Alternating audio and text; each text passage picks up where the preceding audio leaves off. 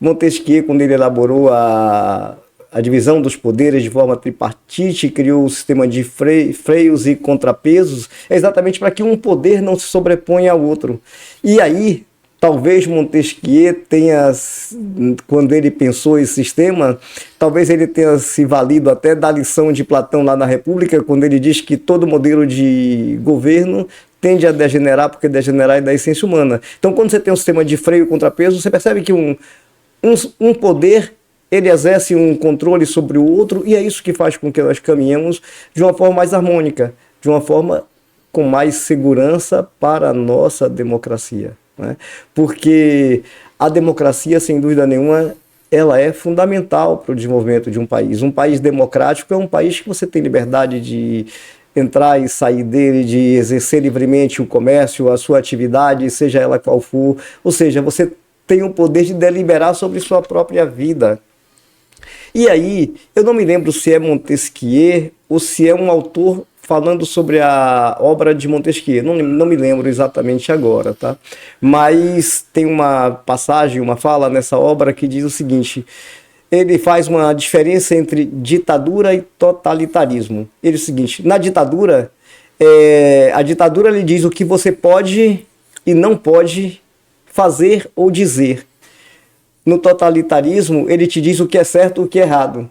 Então, assim, quando você fala algo que é contrário àquilo que um governo totalitário pensa ou acredita, o que você disse não é verdadeiro.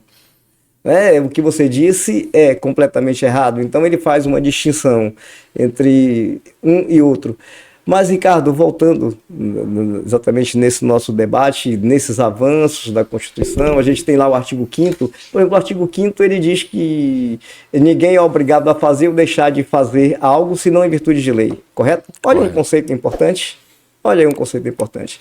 Então, o que eu quero colocar aqui é apenas de modo acadêmico, sem qualquer conotação política, sem qualquer conotação de ideologia, não. Aqui a discussão é jurídica, tá? E aqui, para essa discussão jurídica, para esse nosso debate, eu volto aqui. Ninguém é obrigado a fazer ou deixar de fazer algo, senão em virtude de lei. Aí, é constitucional. E eu pergunto isso, é constitucional porque a OAB debateu isso, a OAB ingressou em juízo, tá?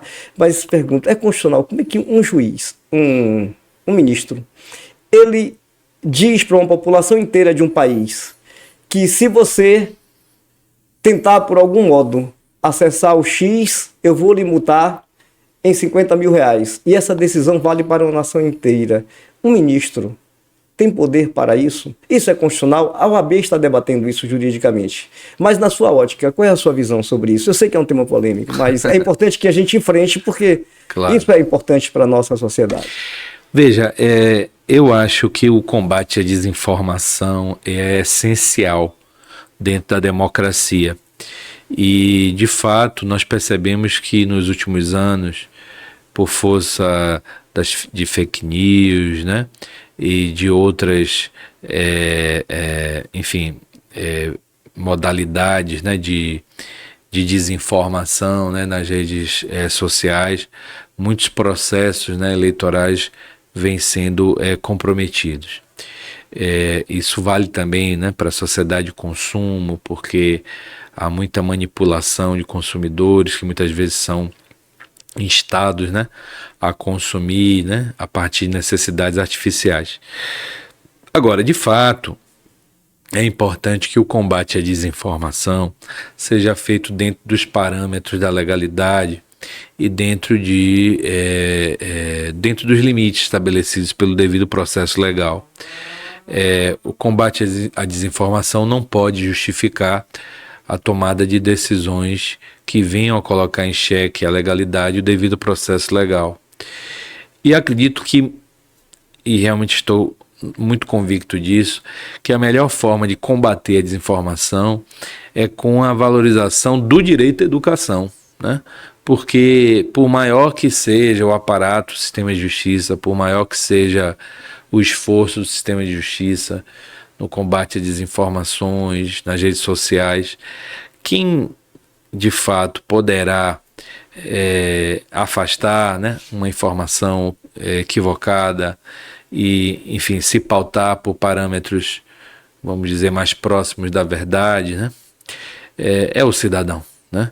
Então, um cidadão educado é um cidadão que consegue discernir, né, melhor o certo do errado, o verdadeiro do falso, né? Ainda que esses conceitos sejam fluidos, né? Ainda mais numa sociedade como a nossa, pós-moderna.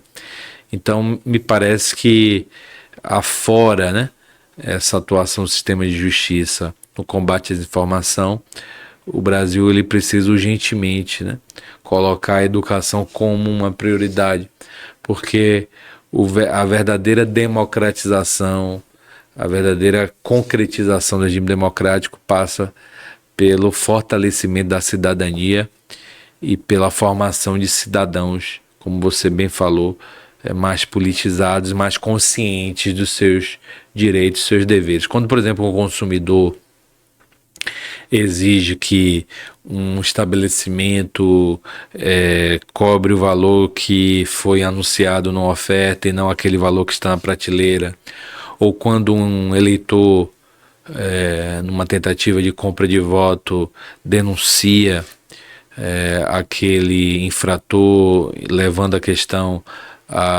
ao agente de segurança pública, ao policial militar, para a tomada das medidas cabíveis, né, diante desse crime eleitoral. Nós temos exemplos de uma democracia, né, que se substancializa, que se concretiza e se fortalece. Agora, para isso, o cidadão ele precisa ter acesso à educação. E talvez o nosso Estado brasileiro não faça isso, talvez porque as elites, né, dominantes, né, não tenham, né, o interesse que o povo possa, de certa forma, se emancipar, né? E a educação é o caminho realmente para a emancipação da cidadania. Sem dúvida, educação é um passo fundamental exatamente para o exercício da cidadania.